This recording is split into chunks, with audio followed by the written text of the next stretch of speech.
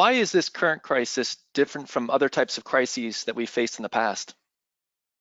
So what we're dealing with is a constellation of stressors, external stressors that are overwhelming our internal resources. And these are a constellation of major crises in and of themselves. So we have a pandemic, we have significant social unrest and upheaval. We have huge financial disruption. We have an emotional temperature in our country that's climbing and climbing and climbing as we get closer to the election. We have things like isolation, and the nature of the pandemic even impacts our social contracts with our loved ones in terms of how we grieve and how we're with them. So this is really a very unusual crisis, and it's a non-discrete crisis in that there's no distinct beginning and end. It has started, and it's going to continue to keep going and evolving, which requires that we constantly adapt and change to this. It's a tough one.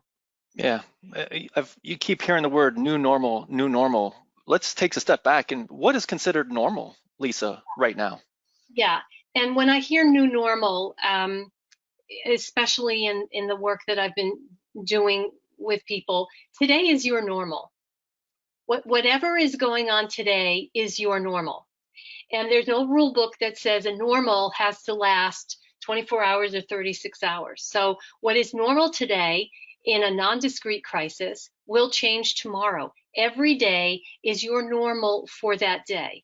And when you become accustomed to being flexible and adapting to what is possible within your environment on that day, within what's possible, it reduces the pressure and the stress that we have to try to do something that's simply not doable right now. So in terms of responses, how are we responding? I always say to people, what is the normal response to the experience you're having, right? So what's the normal response to being confined for 8 months? What's the normal response to having to go through a lab analysis every time you want to go to the grocery store in terms of, risk factor? What's the response to seeing your business or your finances slide off a cliff? So when we talk about normal, we have to talk about that in the context of what we're experiencing. And the real question is, when we're talking about responses, is it interfering with our functioning or not? Is it interfering with our behavior or not? Yeah. Mental health. How would you say that our mental health is being affected during this time? Significantly. And I don't care who you are. I don't care how much resources you have. No one is going through this time in any part of the world unaffected. Now, we're not being affected all in the same way, but we are all being affected. And what I've been saying to people is, you're not imagining this, right? Chronic stress responses and crisis fatigue is real. You're not being a weenie. You're not exaggerating. You're not whining. You are a human being responding to external stressors that are overwhelming your internal resources on a chronic, ongoing basis. We are dealing with a constellation of multiple stressors simultaneously, right? So as I said before, what's happening to our social fabric in our country, what's going on with protests, what's happening with COVID, what's going on with businesses and people's livelihoods and health and all of that together. So crisis fatigue is a very real thing, and it has specific drivers to it. One of those drivers is constantly being in survival mode, right? And the brain is not hardwired to be in survival mode all the time. The brain goes into that survival mode, in that fight or flight mode, when it gets activated by certain criteria and stimuli. But the brain is hardwired to be in that 20 to 30 minutes at a time max, not hour after hour, day after day, right? And even before COVID, the Western culture reeks with chronic stress, right? And there are consequences to our brain. But being in a survival mode from a pandemic, so that's number one. Number two, the chronic risk analysis. Should I go to the store now or should I wait until early tomorrow morning? Is it okay to go to Thanksgiving dinner? Is it okay to sit with my family or my friends? So everything becomes this risk analysis that creates a complexity in decision making that is just exhausting. And so after a while you say, forget going to the grocery store, I'll starve. I just can't be, it's enough. I can't be bothered. Um, Chronic uncertainty. Western cultures are very tied and attached to knowing what's going to be. We're planners. We want to know to the nth minute what's going to happen. And that was never really something that we can do. Just because we plan for something doesn't mean that tomorrow is going to come out that way. But we get very attached in our assumptive world of making plans, and that's how the world is going to be, and that's how my day is going to go. And when there's uncertainty, particularly in Western cultures, that makes us very uncomfortable. And it creates also a feeling of a lack of safety, because in our culture, certainty is equated to a certain amount of safety, right? So uncertainty makes people very uneasy, and they start living a life of free floating, anxiety. And also moral distress. I get a lot of questions from people. What do I do? My sister is taking care of my mom, very far away. She won't wear a mask. She won't socially distance. What do I do with the person I'm living with who won't do the?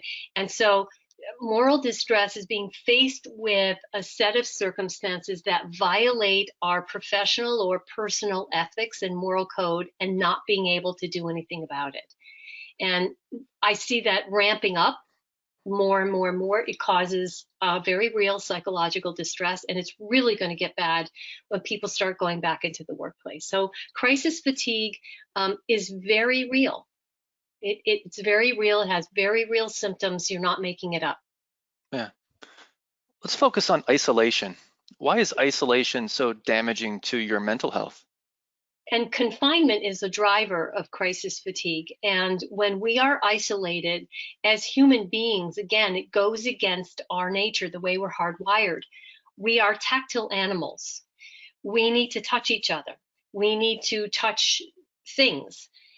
We are hardwired to be in community. And it's why prison sentences that involve extreme isolation, or torture that involves extreme isolation, is very damaging to us psychologically, because our brain is hardwired to be with people. And particularly if we are in a state of survival mode, our brain is very wired to connect with other people. Our brain actually cascades stress chemicals, one of them being oxytocin, which actually increases our desire to connect with other people.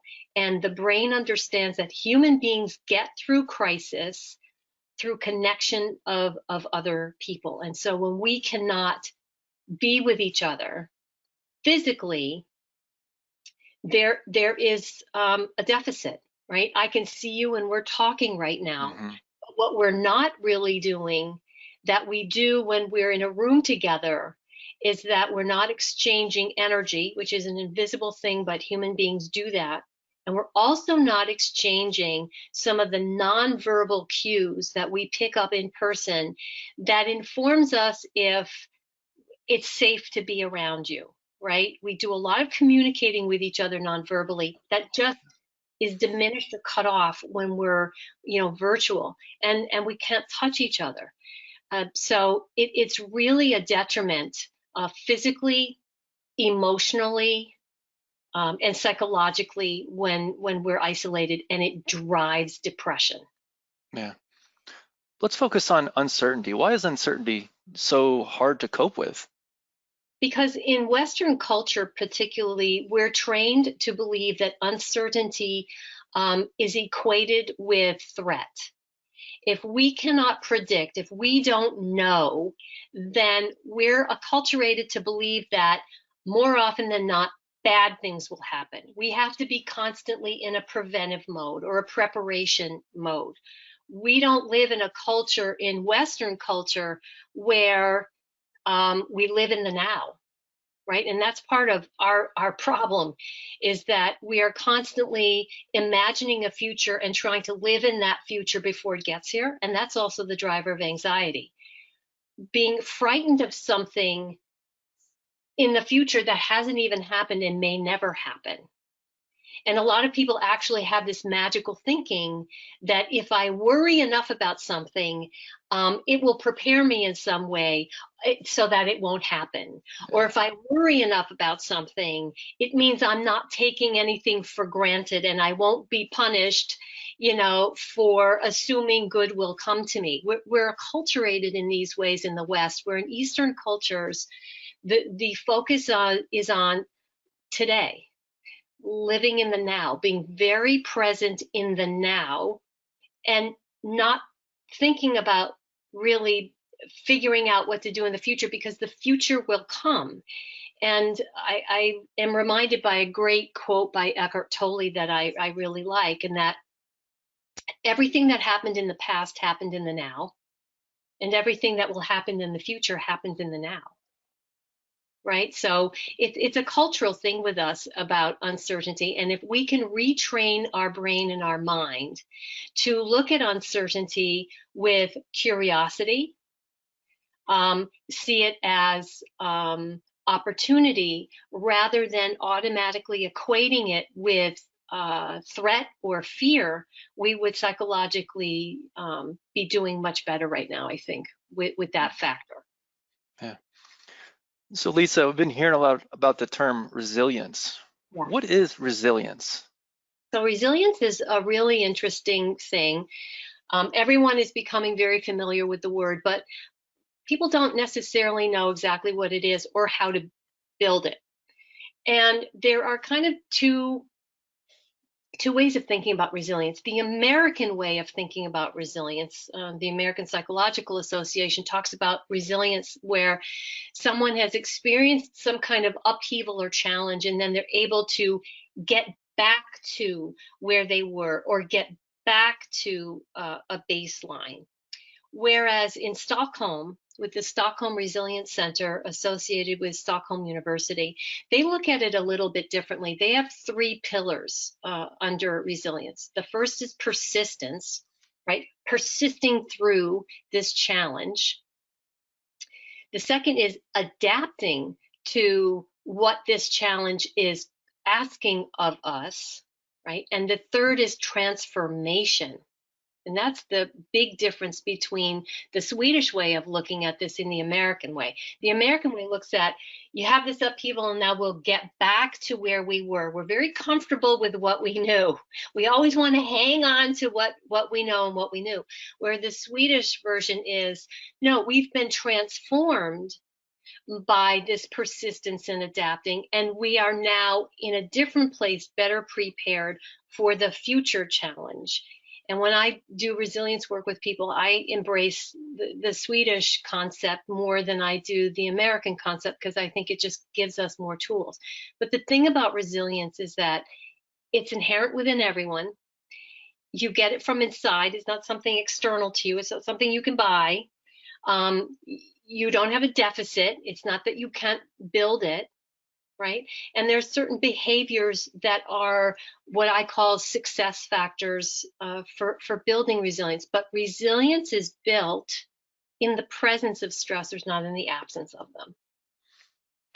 So is post-traumatic growth the same as resilience? No, post-traumatic growth is what happens to a person after they've gone through a deeply challenging experience where there's usually a lot of emotional pain. Loss could be the death of someone, it can be the loss of your career, it can be the loss of a relationship, where there's deep pain. And from that, there is growth in one or several areas of one's life that allows one to derive more meaning now from their life and have a better understanding of the world. So that growth can be in your personal development sector, or a career or vocation, or spirituality, or relationships that would not be in existence or not be as they are had you not gone through this really difficult, painful experience. So it's kind of like phoenix rising from the ashes, growth from pain. Now, resilience building is a driver of that post-traumatic growth. And when you can actively build resilience and engage in those resilience activities, you're better primed, if you will, to be able to experience that post-traumatic growth. I'd like to shift just a tad if we could. The term self-care, I hear that a lot. Yeah. What exactly does that mean? Yeah, a lot of people don't know what that really means. They hear it a lot, and right away, people tend to think about a bubble bath or lighting a candle. And that's been driven by marketing. I may be aging myself, but that old commercial for Calgon bubble bath, Calgon, take me away. The beleaguered housewife runs into the bathroom to pour herself a Calgon bubble bath. So self-care is really about engaging in those activities that bring you to a place of calm. It's activities that offer you relief from stress, from too much or not enough of whatever. But they are activities that for you personally, they bring you to a place of calm and well-being. And self-care has to be self-initiated, right? I could say to you, Jason, a great way for you to experience the benefits of self-care is to go and run 5 miles today. And you may say to yourself, hell no, that is not me, right? So while some people get benefit through working out and they consider that their self-care, it's not a gold standard. Everybody has to figure out what it is for themselves that is a self-care activity. For introverts, a lot of times self-care is downtime, going to a place within, because introverts recharge by being with themselves. Extroverts recharge by being with others, right? So we have to leave room for all of the different varieties and expressions of self-care that people can engage in, but you'll know you're doing it when you feel a sense of well-being, of calm, and a lot of times time just flies. It's usually some kind of a right brain activity, something that involves creativity, and you can sit down and think you've only been there for 10 minutes and 4 hours have gone by. And you feel calm and you feel good and you feel nourished and replenished. That's self-care. And it's safe to say, probably, Lisa, with COVID, you're talking about introverts and extroverts with the impact of COVID. I imagine this self-care is probably evolving as we're evolving. That's right. And clashing, I will say, because a lot Yeah. of times we tend to believe what's good for us will be good for other people. And so we, in the best of intention, you need to be doing fill in the blank. Yeah. Where, that works very well for you, but not necessarily for the other person. And there really are distinct differences between introverts and extroverts. And a book that really had a huge impact on me, I am a card-carrying introvert. I have a job that has extrovert qualities to it. Before COVID, I was always getting up in front of hundreds of people in a room, but I will tell you, after a day of teaching or whatever, I would go back to my hotel room, zip it. I was to myself, like a mole in a hole, and recharge until I went out. So, being confined, we have to be able to adapt and find what we can do to recharge based on who we are, in that environment. And that book that I was about to reference, it's called Quiet, Being in a World That Won't Stop Talking. And it is, I think, one of the best books out there for introverts. I don't remember the author's name. I think her last name is Cain, Cain. But that book was very meaningful to me because it put into words what I've known since I was a very, very little girl. I am an introvert. I know why I do what I do. And there are a lot of benefits to being an introvert in a culture that really celebrates extroversion and tends to minimize or deride introverts. It was a real acknowledgement that yes, introverts have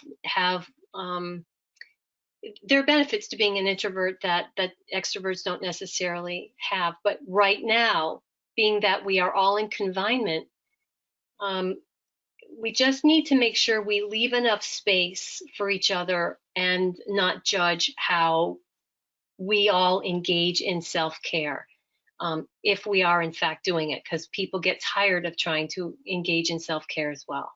Yeah. Obviously, being kind of in unprecedented times with COVID, how can you help somebody cope with the fact that they're not near that loved one, that family member that even an hour away seems like, oceans away? Yeah, that's probably one of the hardest things that um, this pandemic is forcing us to grapple with. That loss of tactile, just being able to hug, Hmm.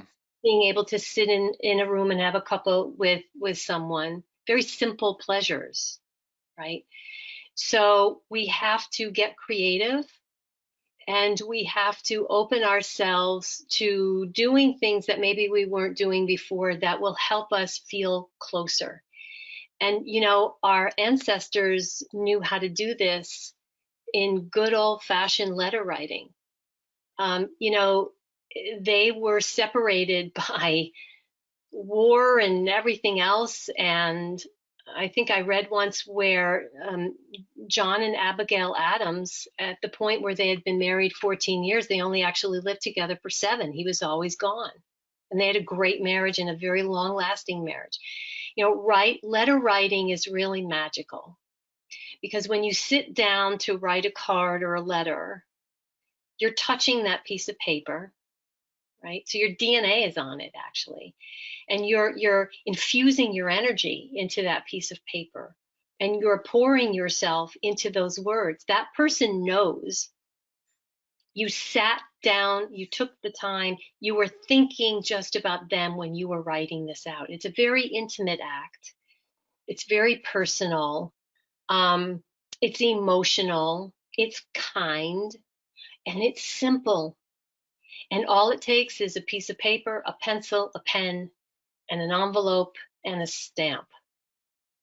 And there's something joyful about opening a letter because we get so few of them now. Yeah. Right? We're so used to the technology, which is quick, Hmm. but it's cold, right? So you open this letter and it's like they've embedded a piece of their soul in that letter. And so when that person that you were thinking about opens it up, there you are, in a way, talking to them. When they read your words, they hear your voice and it brings you into the room. And sometimes that's all we can do, during a time like this, is bring each other into the room through these personal touchstones. And a Yeah. letter is something that you can pull out. We don't get the urge to continually pull out an email, right? But Right. we want to pull out a card or a letter. We see their handwriting, and especially after that person dies, having their handwriting on something is sacred. It's Yeah. something you cherish. How has COVID impacted the way we grieve, Lisa? Oh, it's creating such bereavement devastation, um, and that's going to go on for some time. It is, as I mentioned before, it's violating the social contract that we have with our loved ones of what we do at the time of their imminent death and at the time of their death. When we know someone is close to death, unless we are physically prevented or we're in an estrangement, we go to that person's bedside. We go to them even if they're comatose. We go and we want to talk and we want to finish unfinished business. We want to touch them. We want to hold their hand, even if they can't respond. And I will tell you also that hearing is the very last sense to go when we're dying. And so even when someone is in a coma, don't necessarily believe that they can't still hear you or sense your presence in some way. I started out doing hospice work. I spent 20 plus years in organ donation, working with brain dead patients. And I've had a lot of experiences in both of those realms that would defy science, right? So, we're not able to do that. People are standing outside of windows. People are asking healthcare professionals to hold up the phone and iPads and FaceTime. It's really interfering with that deeply intimate, personal, private moments that we have with people before they leave. And then, of course, after the death, depending on what the pandemic is doing in your area, you may not even be able to attend the funeral. They're live streaming funerals or doing very private ones where only one or two people are going. And not to be able to attend a funeral in our culture also seems like a betrayal, like we've abandoned our loved one, even though cognitively we understand the constraints. It doesn't feel that way. It doesn't feel like we're getting the chance to say goodbye with the rituals and the behaviors that we're raised to believe is how we honor our loved ones. And this has lasting impact. I'm seeing this all over. I'm working with people whose bereavement has been complicated and exacerbated by the things that COVID is preventing us of doing, even in the face of death. And that's going to last for a very long time. And it can be hard to accept that we're not going to be able to do the things that we naturally believe we should do at the time of death or after with our loved one. But again, it's coming to embrace and accept what is, and then asking yourself, what is possible? How else can I express my respect and love to the person who has died or their family? How can I align myself with the spirit of this loved one? And sometimes that's just about bringing them into the room with you, thinking about why you love them, how you felt being with them, what they brought to your life, the gratitude you have for them in that they were in your life, and talking to them. It doesn't matter if it looks like you're talking to no one in the room. Who cares? You know, there's something about spirit to spirit exchange and doing hospice work. Like I said, I saw a lot of things and experienced a lot of things that science cannot explain. And I say that only to inspire you that we're not necessarily constrained by our physical surroundings, that human beings are more than just their physicality, and we have a way of connecting and communicating with each other. So if that's what you can do, then don't say, well, this is only what I can do. Embrace it and do it as often as you need to, writing letters to them as well, putting it in a drawer, continuing to talk with them. I'm a thanatologist. I specialize in death and grief and loss. And there's, a concept known as continuing bonds, that we continue to have relationships with our loved ones who have died. We just accommodate for their physical absence, but we still love them. We still might ask ourselves, what would dad say about this? What would mom do? And we might be, as we're driving, having a conversation with mom, and hearing what she might say to us. It's a way that we remain connected.